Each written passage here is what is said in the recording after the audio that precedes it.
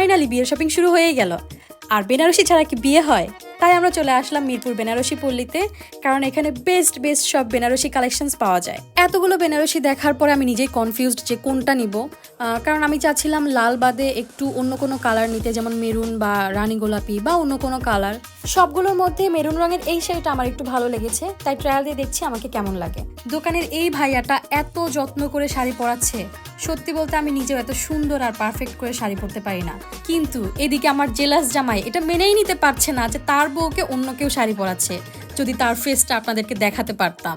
সবই ঠিক আছে, কিন্তু তারপর কি যেন একটা নেই। তখন দোকানদার ভাই বলে, আরে আসল জিনিসই তো ছাড়া পড়েছে। যখন উনি দৌড়ে গিয়ে একটা বউওড়না নিয়ে এসে আমার মাথায় দিল, এখন মনে হচ্ছে যে একটা পরিপূর্ণ লুক আসছে। তো এখন আপনারাই বলেন কেমন লাগছে আমাকে কি বউ বউ লাগছে?